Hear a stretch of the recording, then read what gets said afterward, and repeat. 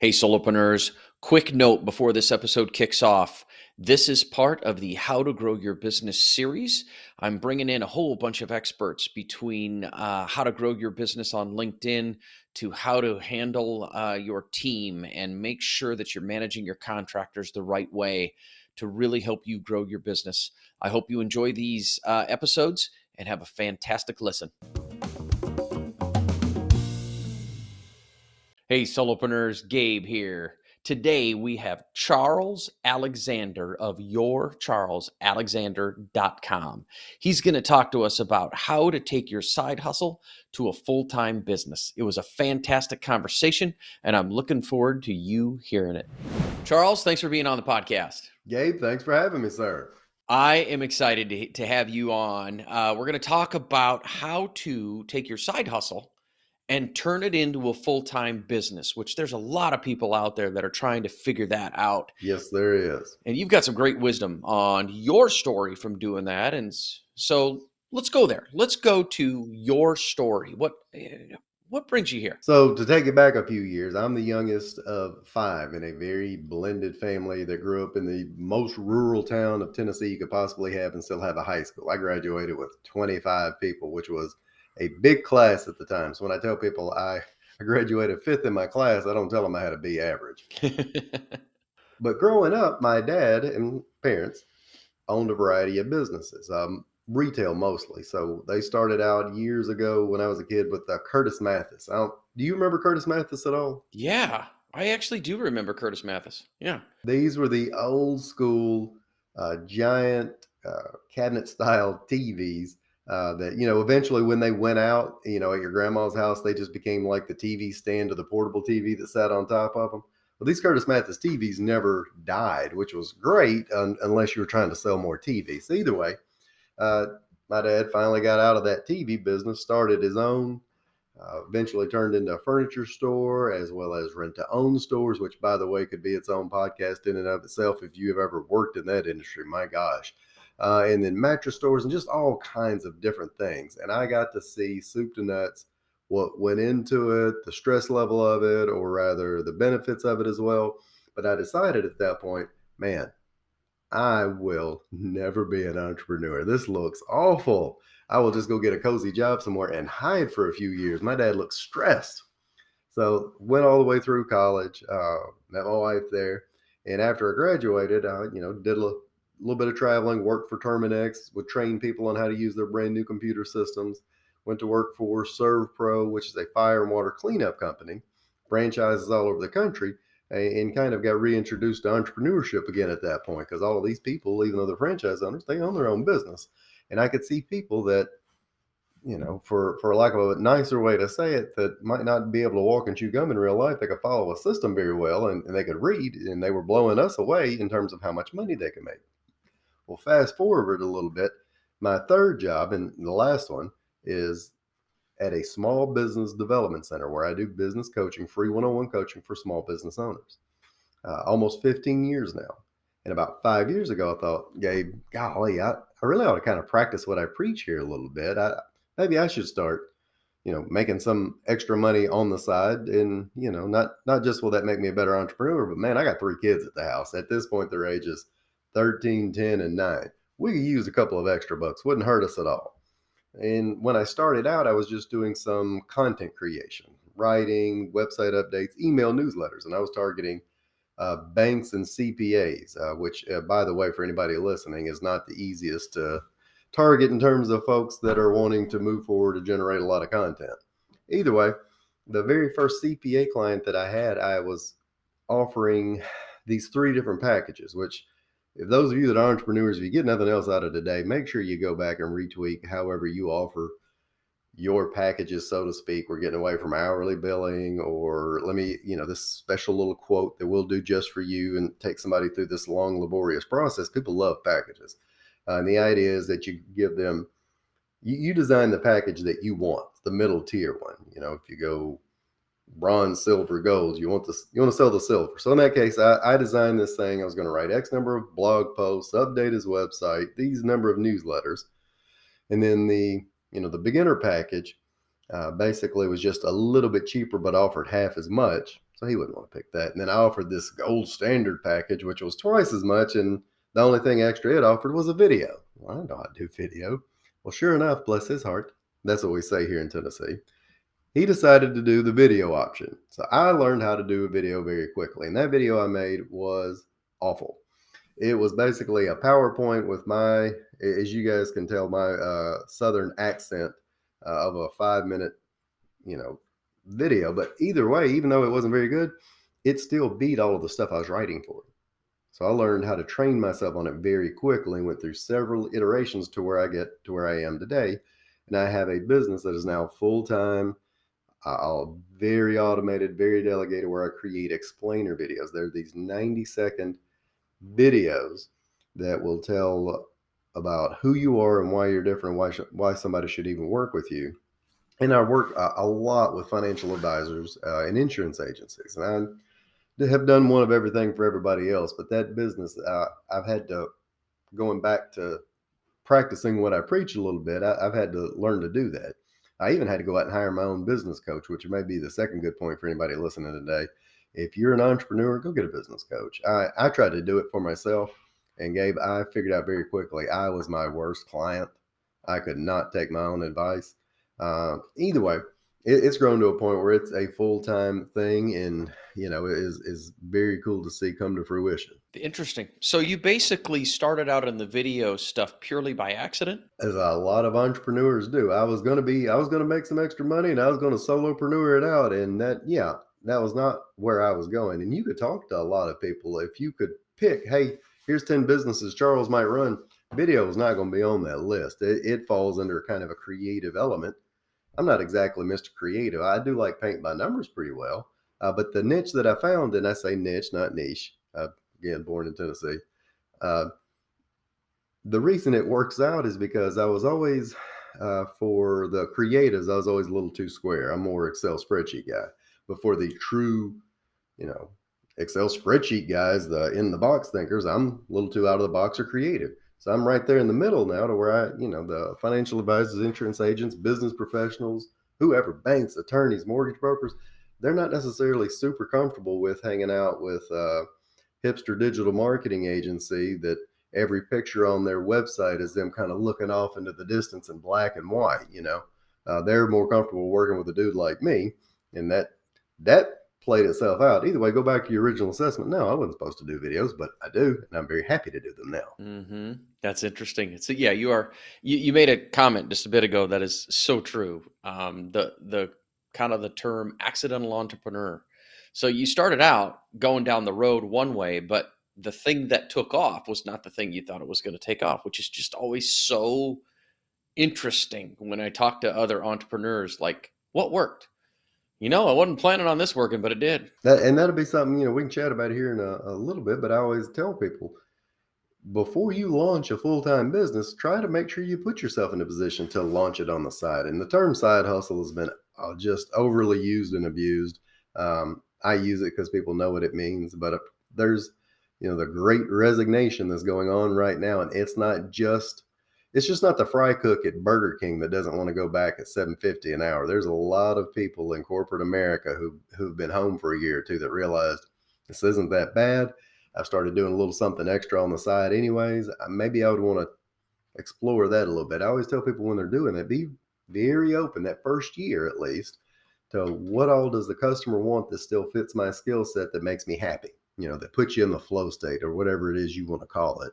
And be open to maybe making that switch. You see so many people out of the gate that want to spend tens of thousands of dollars and lock themselves in to a business they haven't really tested yet. It's kind of the equivalent of the kid that goes to college and wants to become a doctor and goes through all of the medical school and does everything there is. And then their first year of residency, they pass out at the sight of blood.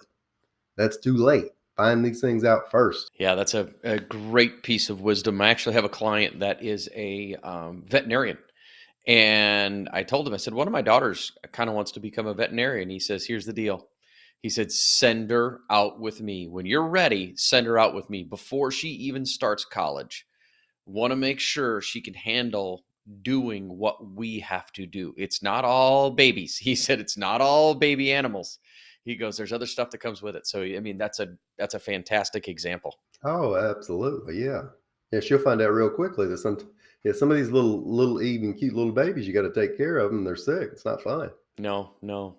So let's make that transition. Let's move our way into, what does someone need to be doing to allow them to make that switch from side hustle to full time? I mean, help us understand your journey through that, and what are the things that you learned that someone else that's listening could take away? I always tell folks the very first thing you have to do is set a goal, and I know that sounds gosh, that sounds cheesy or, like a generic statement, but in my opinion, if you're going to go that route, you can't just get started and just get really busy because you don't know where you're headed. I mean, I did a coaching call with somebody today.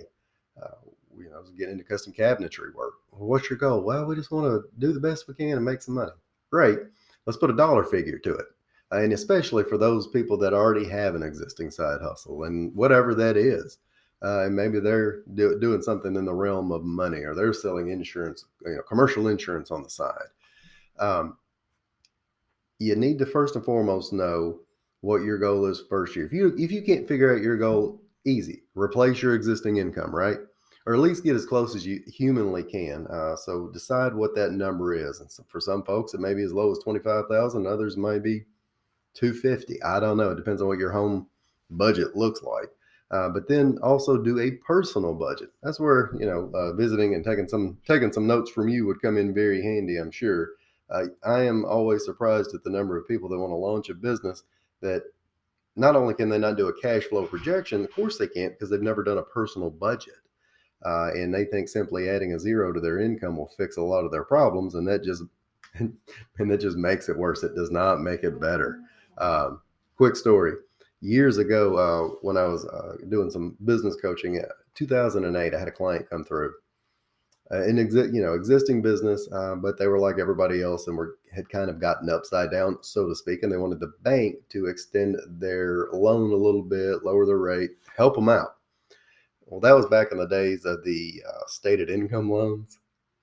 So he had way more going out than he had coming in. And I tried to get him to work through a cash flow projection with me. And for some reason, there is something about really sharp entrepreneurs that a spreadsheet it's almost like it gives them PSTD. Just the sight of it almost makes them get a seizure. So I had to bring him in, sit him down. We go through all of these items together. And both businesses he had were both had a net income. Not a great net income, but they weren't way out of industry standard lines, so to speak. We got into his personal income, and he doesn't have any paperwork with me. He just starts, well, I've got this house on the beach, and my three kids go to this private school, and we have this student loan debt, and he had a Harley, and he had a jet. Brother, by the time we got done, he had about $26,000 of outlay every month just to keep the lights on. This was the problem. When we try to talk about at that point, how do we tweak some of this stuff? He's like, well, Charles, I don't know. We can cut cable, but the wife won't be too happy. I was like, man, this isn't about cutting cable. I think, little Johnny and Susie are going to have to go to public school. We're selling a house. And either way, long story short, he didn't make it. To answer your original question, what are some of those things, the dollars and cents of it before anything else? What is the goal? How much do we have to make? How much do we have saved? Didn't even have to be a full-on professional cash flow projection, but just see where the two meet or where they don't meet and figure out how much do we need to have saved in order to keep the lights on, and how quickly can we ramp up our sales to not just get to a break even, but to get to a break even at home as well. Yeah, it's so important. I actually talk about that in my book quite a bit. I start off with vision. Where are you going? Which is the same as goals. And then also that whole piece of cash flow, and then making sure that you've got enough money set aside, because when you're a full-on solopreneur or entrepreneur, that business is supporting not only your business, it's supporting your family, especially if you're a solopreneur. So And even have a conversation. So second thing, what do they need to consider? Have a conversation with the people in your family. Dude, I have found out after 15 years, I'm pretty good at business counseling. And after 19 years of marriage, fun fact, today is the 20th anniversary of when I proposed to my wife, which is a whole other tale among itself. Uh, I have a pretty good marriage, but I suck at marriage counseling. And I know I suck at marriage counseling because I've had two people come into my office together. One of them I can specifically think of was this couple that had a janitorial franchise. And the husband was in corporate America forever, hated it, just would do anything possible to get out. And I have a lot of people like that where they hit, I guess it's around my age now. I'm 46. At some point right now, they take a look, take stock of their life and like, this sucks. I can't believe I made a decision this way. They pull the ripcord, cash out the 401k, and they're gone. Either way, the wife still had the full-time job and he was running the business, except he hadn't prepared to run a business. He was just jumping from the frying pan into the fire. And, after talking to a couple of them for an hour, hour and a half, and one of them would talk for a while, another one, and then, back forth to the other one. It wasn't just that, what had we committed ourselves to financially? It was, why aren't you here to pick Ava up from dance, or why aren't you helping coach Lane's football team, or Lily needed help with her homework, and you're not doing this, and you're not doing this. And the fact of the matter is they couldn't because they had committed themselves to the business. And before you do this, talk to your family, talk to your spouse, your children. If you've got in-laws or outlaws or people that rely on you, talk to them about it and let them know that, my value system might still look something like faith, family, and friends, but over these next 2 years, we're not going on these. We're not going to Disney this year. We might go to the state park and stay in the cabin there for a discounted rate. But we're going to tighten the belt. And here's the long-term goal that we just talked about a minute ago. So mom and daddy, or whoever it is, or whatever stage of your life you're in, can come and go as we please. Have some recurring income where I don't have to stay on top of the business or working in the business, and I can make decisions the way I want. So that's the second piece of the puzzle. Talk to your family, please. That's a huge one. And that one gets forgotten. Oh my gosh.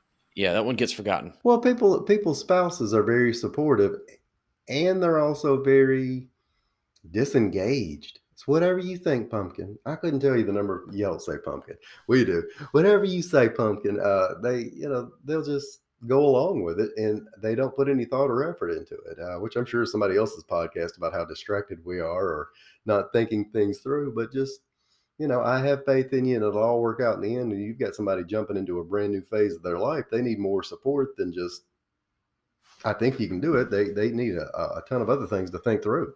Yeah. Well, and the thing that I have seen over the years, when someone goes and starts a business, it has a tendency to take over their lives. I mean, entrepreneurs are terrible at it. We allow it to take over our lives, and even though, and I mean, every entrepreneur I've ever met is guilty of this. I was guilty of it, even though I know what's most important to me. And you just said it earlier. All right, my values are this, this, and this.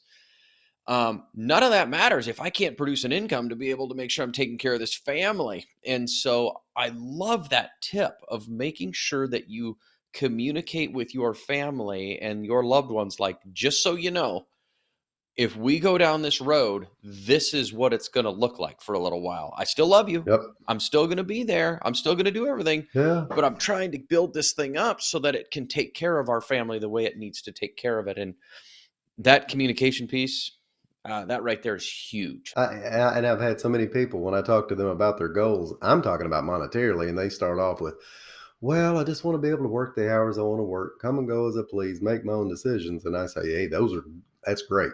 That's like year 3.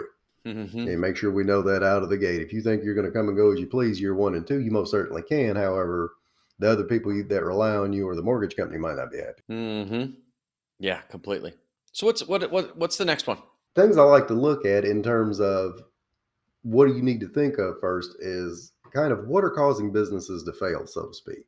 Gosh, Gabe, I've seen every stat known to mankind about this percent, this percent, this percent. The ones I usually rely on, and I think it's pretty accurate, sadly enough, might be that about 2 out of every 3 businesses are going to fail in their first 5 years.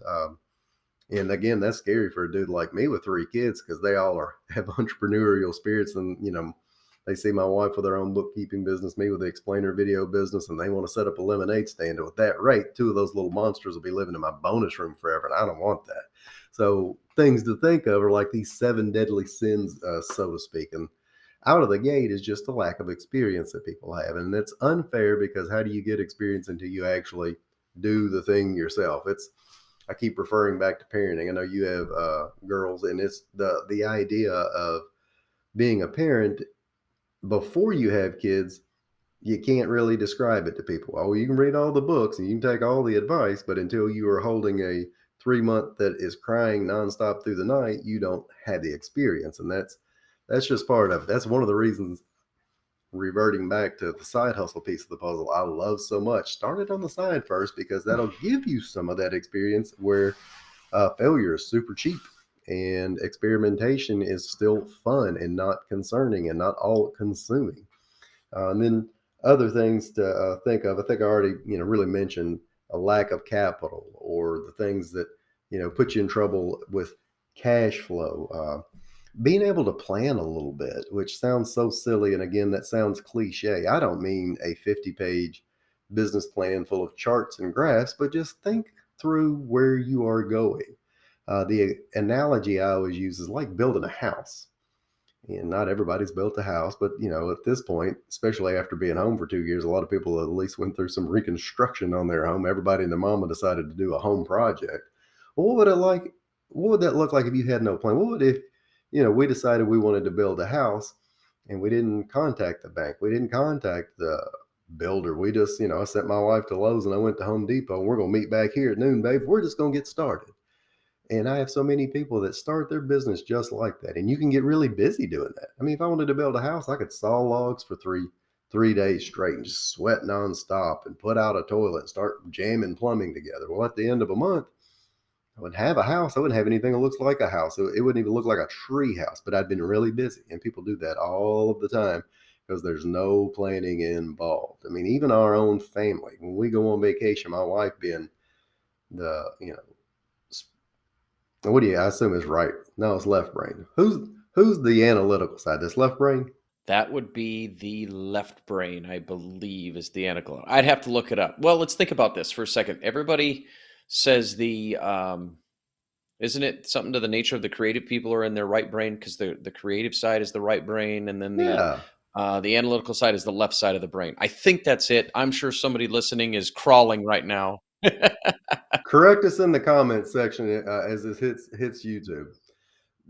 She's very analytical, dude. We've been on vacations that are Disney vacations where you don't have to do any thinking or planning because they do it all for you. Man, she does, brother. She's got spreadsheets with V lookups or color coded. She knows everything, every move of every day. She's put more planning into those vacations than people do into launching their business. Is supposed to change their life, or even using the house analogy. People, they just kind of jump right in with no plan or no thought. Uh, Another couple of big ones. We'll talk about more these in a minute because they deserve their own time frame. Just a lack of marketing or a lack of ability to delegate anything is a huge ordeal. But the biggest one that I see is a lack of confidence. And you hear nonstop people talk about fear or punching fear in the face or where our worry and anxiety. And I think all of that's true. I mean, it's been that way for years. I'm a big Napoleon Hill fan, Earl Nightingale, and these dudes wrote books in the 20s about the level of stress mankind has on him today, and it's causing stomach ulcers and blah blah blah. Well, either way, all of it was legit, and they didn't even have Twitter. We're nonstop with 1,000 things going on, and our lizard brain, so to speak, whatever that front part is there that is supposed to keep us safe from saber-toothed tigers, is looking for tigers all the time. We don't have them, so it just makes them up, and everything that we could think about that could go wrong before we'll move forward on a simple email reply to a potential customer. We think about all the things that could go wrong when we do it, or why we should or shouldn't say this in this way, and even go through all of the mental, acrobatics of what could go wrong and what I would say, and it's crazy the number of people I can talk to that are still at the same point of their business they were 10 years ago for that very reason. They're a solopreneur in name only. They have made themselves a job that is borderline minimum wage, and they cannot move forward because they don't have the confidence. Everything in the world that they could, would, should do, they have a reason or have made up a reason not to. So these are like the 7 deadly sins, so to speak. Confidence, the last one I mentioned, probably being the biggest biggest hurdle of them all. Hmm. Yeah, it's interesting. And some of that confidence people have automatically, and others they have to build that confidence through practice and through failure and successes. And so I really like that one, confidence. Okay, so you've got a few other ones that we need to make sure we talk about, right? Well, let's talk about marketing and delegation. Or let me pause real quick. Let me jump back to confidence. A little tidbit here for folks. I belong to an entrepreneurial coaching group. I've got my own business coach. He does a couple coaching calls for us. He makes us go into a group every week, Facebook group, where we list our wins from the week. And it seems, I don't know, it seems a little cheesy, or at least that's what I thought of it at first. But the idea is that you're kind of habit stacking those wins a little bit, and that builds your confidence. So even if you don't have a coaching group that you belong to, if you journal, if you write stuff down, if you have a checklist, at the end of the day, write down 2 or 3 things that you did that went well, even if they are super minor. Even if it's, only lost 2 clients today instead of one, or instead of three, just write those things down, because that builds up into your subconscious in the back of your brain. So when your lizard brain is telling you it doesn't work, you've got these things to fall back on that do. Sorry, I wanted to make sure I got that out there. Oh, that's actually great. It actually brings up a point. I was on a coaching call with my coach just yesterday. Okay. And he had told me how one of his clients sent him a video of a guy that was talking about something. And long story short, his major takeaway that he got from this whole program was at the end of each day, write down everything you accomplished. Like, what did you accomplish today? Like, what did you do? And write that down. And he said when he started doing it, he instantly started sleeping like a rock every night because it was like a brain dump at the end of each day. And so that's interesting how the writing down of what you accomplished that day or what happened that day that you can, for lack of any other way to put it, be proud of, how not only does it build your confidence, but if you're like my coach, it helps you sleep better. And sleeping better is huge, what that does for your energy and your brain. Whole industry on it, right? There's a whole industry on sleep, and there's a whole world of mattresses that keep telling you you're going to sleep better by buying them. So, yes. There you go. Switch them every 8 years. Yes.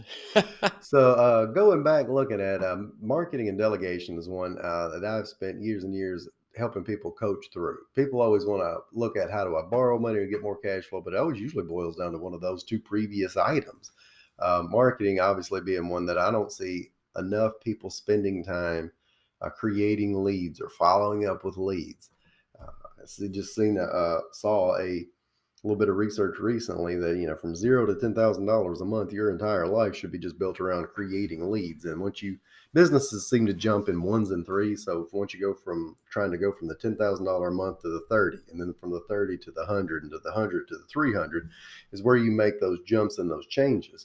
A lot of solopreneurs or side hustlers are, of course, stuck in that 0 to 10, and they don't know that, gosh, about 20% of your time, 25% of your time should really be into the marketing side of it. And so many people get frustrated because, Charles, I didn't start this to become, to be a salesperson. I just wanted to, whatever, make quilts or mow yards or be a caterer that makes stuffed catfish.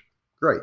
But unfortunately, half of everything that you got going on is bringing in some marketing. So the first thing I generally will tell a lot of people in terms of that is identify what your niche is. And like I said, I know a lot of people say niche, I say niche. The idea being that you're going to fill out and create a special place for yourself that nobody else really does. Even talking about myself with the explainer video business, as I started out, I gave myself leeway in that first year. I don't know what my niche is. Let's just throw some stuff against the wall as a side hustle to see what sticks. And at the end of year 3, I had like 7 verticals, so to speak. I had 7 different niches, and it was kind of making me crazy. So I went through my customer list and really looked at who was the best clients in terms of revenue and who did I like working with the best. Well, luckily for me, and this doesn't always work out that way, it was the same people, financial advisors and insurance agencies. Great. So I kind of narrowed down into those. It doesn't mean I won't work for anybody else. I had a call yesterday, a guy that wants to do some videos for solar panels. It's a solar business. Well, it doesn't mean I can't do it. It's just the niches I picked out are there because I created a industry that kind of almost didn't exist at that point. How many other explainer video businesses target only financial advisors and insurance agents? not many, or in fact any. I'm the dude. So if somebody in that industry needs an explainer video, I'm the first thing that pops up. That's kind of where you want to be, so to speak. And it doesn't have to be something that narrow. I think years back, I had a liquor store owner that was a client of mine, and they were wanting to build out the liquor store. And their idea was to bring in a lot of high-end wine accessories. Really nice bottle cork openers and wine glasses and all the other fun frou-frou things that go along with it. Well, me knowing where they were located in our smaller rural town, and even where they were located, I thought, man, let me try to find the right way to tell them that this might not be the best move. So when I ask them, who's your customer, their answer is the same as everybody else. Well, Charles, you'd be surprised. Our customer is insert here. Everybody. Well, everybody in town's been into our store. 20-year-old, or not 20, 21-year-olds, 81-year-olds, and the mayor and the rich and the poor, blah, blah, blah. So for one day, I asked them, take a little yellow legal pad, and then write down, categorize people, even though it seems politically incorrect to do. Categorize them in kind of, are they white collar or blue collar? What did they drive? Or what did they buy? They had 100 plus people walk through the store in the day, and 90 some of them bought, because when you go into a liquor store, you're not shopping, you're buying. And a big majority of what they sold, and they already had these records from their sales, but them having to write it down triggered something that them looking at a sales report wouldn't, is that, they were selling a lot of bourbon, a lot of whiskey, and not just big volumes. They're selling lots of pints and half pints to a lot of 50-year-old blue collar guys that drove pickups. And then they sold a little bit of wine, a little bit of this, a little bit of that. So that one day alone was like, you know what? I think what we're going to do is build this thing out, but we're going to sell a lot of tobacco products and beef jerky and, meats and cheeses. And just the idea of having to sit down and really analyze it to figure out who your niche is really important for the marketing piece of the puzzle. That's who my customer is. And then building your marketing all around that, and then making it personable and making it, the term authentic's overly used, but speak to them in a way that they speak to you, and then market very consistently. You don't have to market in 15 different ways. Pick 3 to 5 that targets that customer, that speaks to them the way they want to be spoken to, and presenting a solution or a story, kind of like we're doing right now, that solves their problem, and then do it very, very consistently. I tell people that they've got to have, and this bleeds over into delegation, you got to have a calendar. And most people have one at this point, and it's on here somewhere. But your priorities have to be on that calendar. Your marketing has to be considered almost like a doctor's appointment. And right now, more than ever, as tired as I am of saying unprecedented and blah, blah times, if you get a doctor's appointment right now, the average person is not canceling. They're going to go because they want to get tested for this, that, or the other, and rightfully so. If you have a doctor's appointment, it's on your calendar. We don't move it because we just got so busy. And that's the term that people use to skip marketing for their business all the time. Well, Charles, we just got busy and we didn't have time to do that. Oh, great. So you're making more money than ever before? No, we're not making more money. Well, I don't know what the busy part was. You were, I don't know what you were doing. And sometimes they don't either. But if you'll take your marketing activities, treat them like a priority, put them all in your calendar, color code them if you need to as you look at it. Green means money. Don't move it for anything. Or if you do move it, and this comes from the book, the one thing, if you erase it, you must replace it.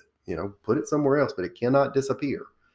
So that kind of leads over into delegation. And the biggest bottleneck that everybody has in their business is themselves, right? Mm-hmm. You can be king of the castle, but if you have to touch everything humanly possible, you're not going to do very well. So you need to really identify what the priorities are in your business that only you can do, that's so magical, that is so specific that it's only up to you.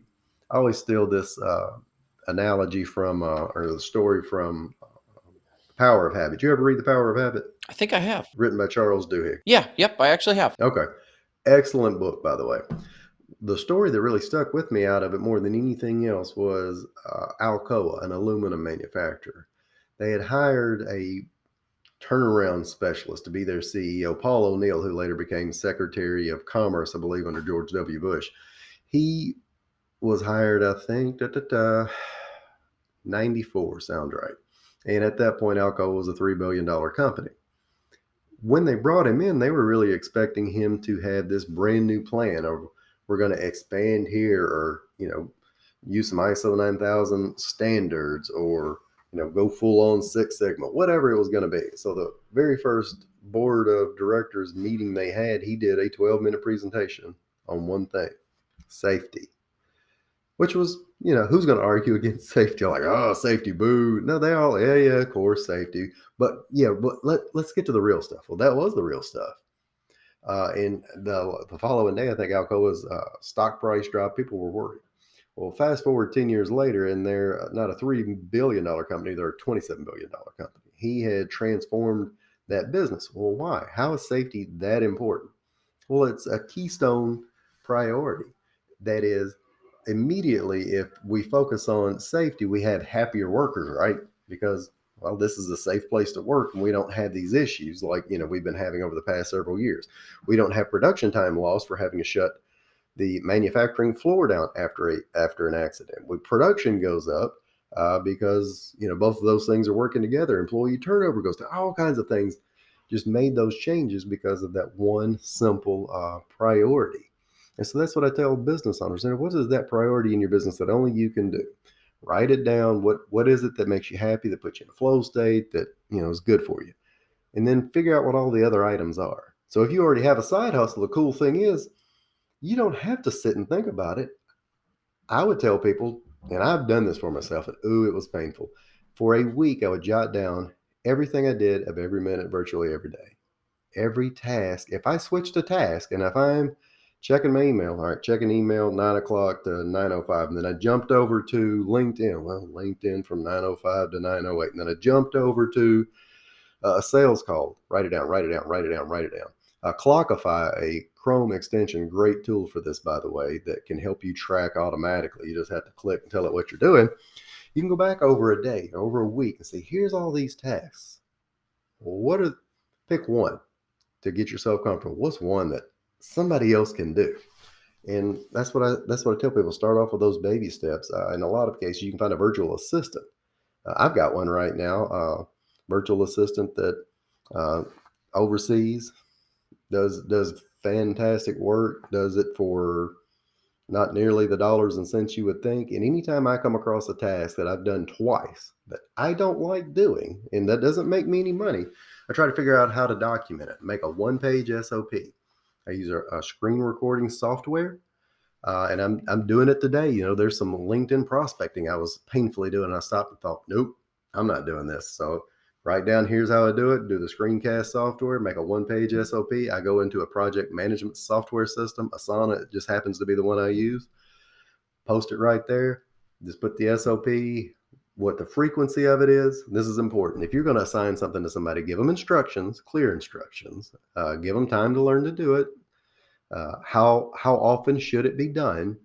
The expectations of it, rather, and about how long it should take, and then give them an opportunity to do it a few times, and then either retrain them or replace them if need be. But put that right there so somebody else faster than me and cheaper than me can go do it. So that gets into the delegation piece of the puzzle, where so many people fail over and over and over. You work on your priorities. You let everybody else work on all of the other essential. Everything's essential. That's where Covey's quadrant can come in pretty handy, by the way. I keep referring to all these books like it's all book learning. I swear I've worked with business owners. I just read a lot too.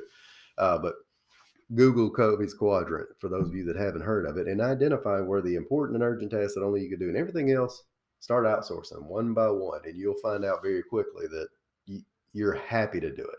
Yeah, it's amazing. And you said something just a little bit ago that somebody can do it better and cheaper than you, and that's one of the things that entrepreneurs have a tendency to struggle with. They struggle with one, the idea of I can do it better than them, so I might as well just do it myself. It only takes me a few minutes. Yep, exactly. It's just going to take me a little bit. And then the other thing is we as entrepreneurs, and everybody's guilty of it until they finally get their mind around it, have a tendency to devalue our own worth, our time. Oh And yeah. when we sit back and go, wait a second, when I'm doing what I'm good at, And when I'm doing what my genius is, that is X dollars per hour. And let's just throw a crazy number, call it $1,000 an hour. Okay, great. Anything less than $1,000 an hour work that you could delegate, you should be delegating. You should not be doing those things. Even if you paid someone $100 an hour, if you're making 1,000 and you're paying them 100, you're still really profitable for that time. It's hard to understand that we get I think the term is imposter syndrome. Well, I'm not well, but and then we think that there's no cost to me doing a 5-minute task. Well, it'll take me longer to explain it to somebody else. Well, if it's a recurring task, no, that thing builds up over a period of time. And then there's a cost to task switching. Oh, If I go from this task to this task to this task, I'm creating these open loops that even though you don't think you're thinking about them, somewhere in the subconscious, it just pops up over and over. And then it really causes a lot of stumbling. Part of also delegation is you've been able to focus and do work. And this is something I have to continually get better at is batching like tasks together. And I'm sure for anybody that, you have your own podcast or have other people that have had you on, we just do these on Thursdays and Fridays, so to speak. And I just do my sales calls on Tuesdays and Wednesdays, and Mondays are content creation day, or Friday afternoon are these little nitpicky tasks that are, let's say, accounting related that I'm not going to outsource because I'm signing my own checks, so to speak. That's where you learn the batching of those tasks. You keep them all together so you're not bobbing around. A lot of people like to do that. I did for years. I would keep a variety of tasks all day long because variety is the spice of life, and I'm moving around, I'm doing different things.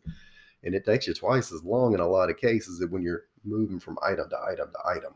yes. Yeah, I can't remember what the study is, but there was a study that showed the focus and the attention that when you go from one task to the other task versus the like tasks, is it what, 20 minutes? 23 minutes. Yes, 23 minutes it takes you to get your brain back into the right space to get back on track.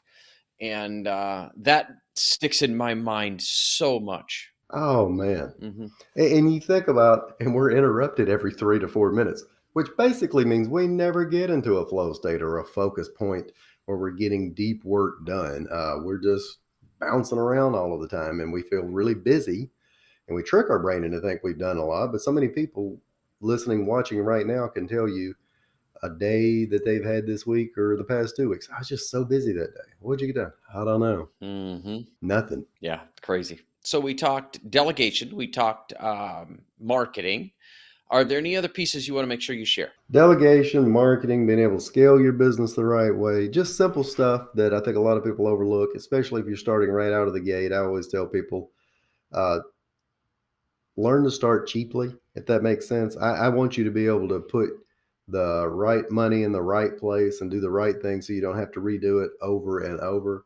Uh, the issue that I run into, though, is so many people are creating a business after they've maybe watched the Shark Tank or talked to a friend or had a couple of cocktails out back, and then they go spend big money right away. We hire a big time logo designer, throw all the money in the world at our beautiful website.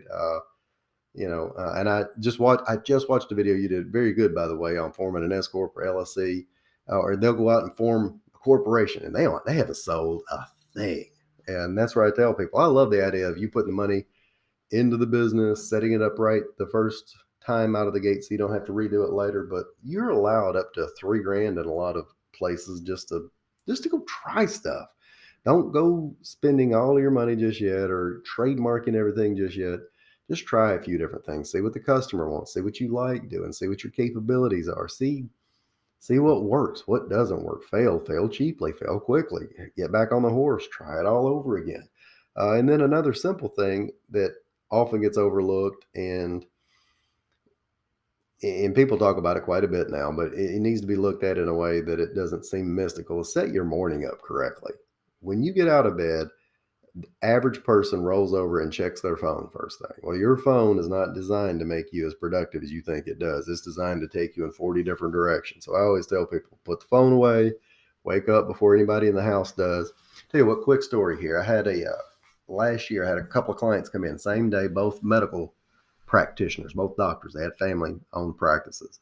Well, the first one I talked to, Mandy, was opening her second location, and she wanted to make sure she had all of her ducks in a row, so to speak. Well, she came in just as zen and as calm. And for an hour, we talked about getting the location set up and hiring employees and getting them trained. And then when I say we talked about it, she talked about it. She'd already done all of it. She had everything finished. She didn't need me. She just wanted the validation.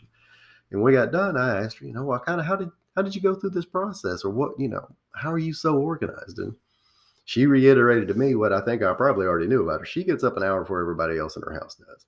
She has her routine, whether, meditation, pray, read, journal, clear out the junk drawer, get your day balanced, focused. She goes into work for an hour and a half. Nobody's allowed to bother her. She goes to work, and then she meets and greets and pumps up the team and gets everybody situated.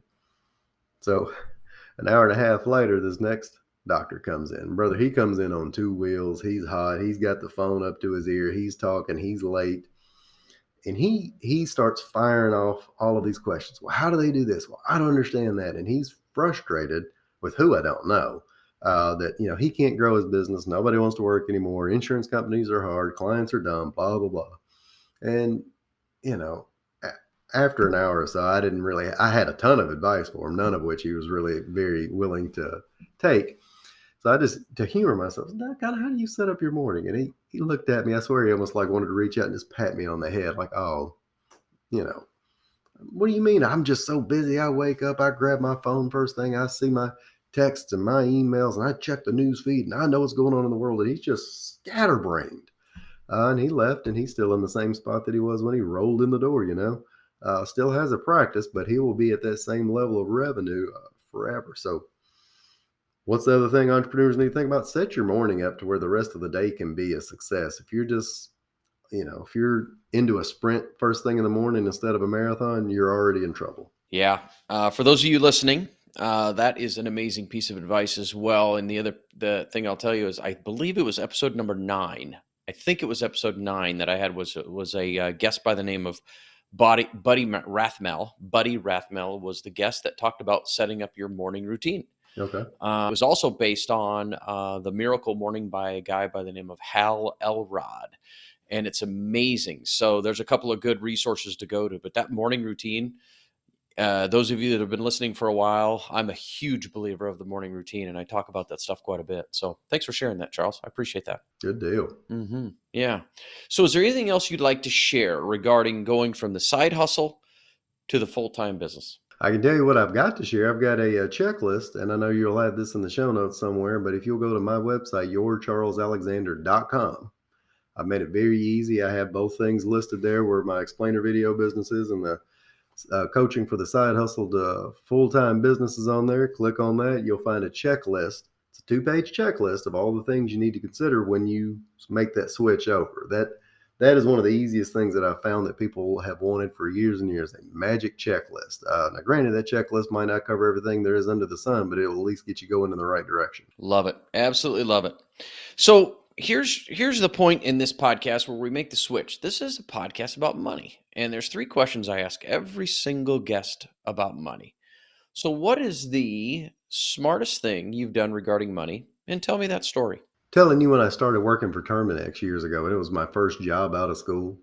And we were going through a mini recession at that point, and I went straight through and got my MBA, Master's of Business. But I had little to no experience other than running a rent-to-own store, so I was overeducated and underqualified. But I found a job training these Terminex employees on how to use their new software that they absolutely hated. And we were paid by the hour. And at that point, the hourly rate was pretty good, especially for a dumb kid out of school. And at the end of that first year, I had all this money and I didn't know what to do with it. I didn't have any expenses because I traveled all over the country. So I was living in, extended stay hotels, which I didn't mind coming out of college. I thought it was pretty swanky. And a couple of buddies of mine that I worked with, they took their money even before paying their taxes and bought BMWs and had DVD players installed into the front dash. Now, back in the day, DVD players did not come into a car. It cost you like $3,000 to have one installed. And I thought, man, that is not what I'm going to do. I talked to my dear old dad, and he set me up with his financial advisor, and we put together these things called IRAs. And I made good money that year, but made just under enough to where I could still do a Roth IRA. And then we did this thing called a SEP IRA, which I'd never heard of. And we just stuffed it for all the money I could.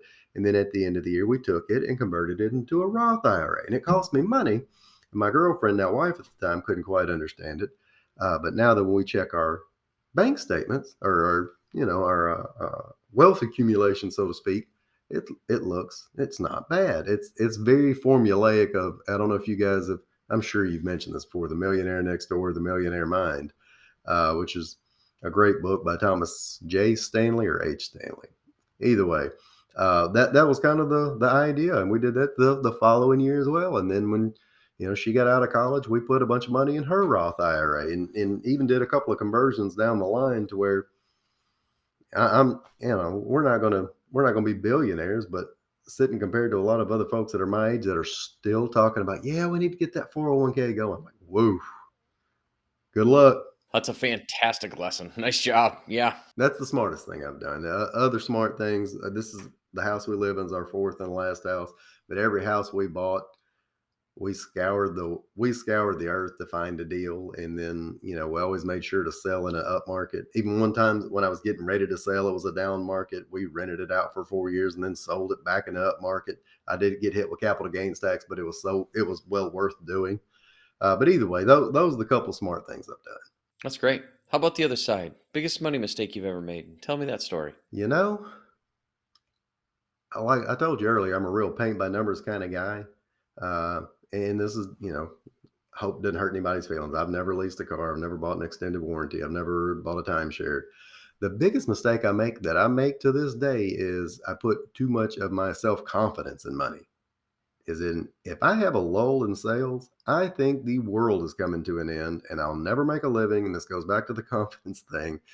And we're broke. We're not broke. We've got a nest egg set aside. We've got money saved. We've got a lot of equity. We're not close to being broke. But my mindset I have to work on continuously, and it makes for a lot of fun at home too. And you got a wife and three kids that want to go and play and do and spend, and I'm constantly telling them we're broke. We're not broke. I probably caused irreparable harm to them growing up. They'll be shaking out couch cushions forever. But that's a generic statement. I apologize. I'm sure you're looking for. I bought this brand new car, and as soon as it rolled off the lot, it was worth X number of dollars. But mine is still to this day, uh, the confidence level I put into my life over how much money I am making or have saved is something that is a little on the detrimental side. Well, that's a piece of money mindset. And a money mindset is a thing that could be considered a huge mistake because there are people who never get out of their money mindset on a negative side, and it can turn into real self-sabotage. So that's not a bad example at all. I like that one. Thank you for sharing. So what does mastering your finances mean to you? I'll steal this from Jocko, where discipline equals freedom. So money mastery doesn't mean necessarily that you're going to be rich or you're going to be able to, even though it'd be ideal, donate to all of the nonprofits in the world and solve everybody else's money issues. It just provides you a little bit of freedom. Now, granted, it goes back to my last issue. You could probably have freedom without total money mastery anyways, but man, it sure does help. So he's always heard that money doesn't buy you happiness, but man, I can tell you being broke sure does make you sad. So being able to have that money mastery to a degree of at least I've got a budget, steady income, steady expenses. I know what's coming and going, so I can free up my mind or my lizard brain, so to speak, of worrying about the saber-tooth tiger of debt or expenses coming to attack me. Mastering that gives you freedom to focus on things you're probably supposed to focus on, whatever your belief system is, whether you feel like you're designed to do this or the universe wants it. But the flow that we've talked about, that gives you a chance to stay in it way more than worrying about where the next dollar bill is coming from. So freedom. Freedom. I love it. Absolutely. So, Charles, is there anything else you'd like to share before we finish this up? Gabe, I think we've covered it. The big thing is when you get ready to make that full-time switch from that part-time into the full-time, check the finances. This is a money podcast. Figure out how much money's coming in, how much money's going out. Talk to the spouse. Get everybody on board. See that, if we don't have enough saved, create a timeline, save enough money in order to do it. And if you haven't started the side hustle yet and you're still wanting to go full time into the business, do not cash out the 401k and just launch full head steam into it just because you hate your job. Start it on the side first. If you can't start it on the side first, find a version of it that you can. Test it out before you pull the trigger. That's fantastic. Thanks for being on Solopreneur Money, Charles. Thank you, Gabe. Well, solopreneurs, I hope you found a few nuggets out of that conversation with Charles Alexander. All of his information and contacts is all in the show notes. The 3 takeaways that I have for you are this. 1, set your goals, have your vision of where you're trying to take this side hustle to turn it into your full-time business. 2, communicate with your loved ones, with your spouse, with your partner, with your kids. Make sure that everybody knows what they are signing up for when you start to make that change. And then number 3 is get your finances in order. Do not, like Charles said, go cash out your 401k and get this thing going. Make sure you take the time to have an emergency fund set up, start to get some idea on some projections so that you can handle this change without it bankrupting you and putting you in a bad place. I hope you enjoyed this conversation with Charles Alexander. If you have not had a chance to get your copy of the Solopreneurs Money Manifesto, please go to Amazon, pick up a copy, or even go to my website, solopreneurmoney.com. Have a fantastic day.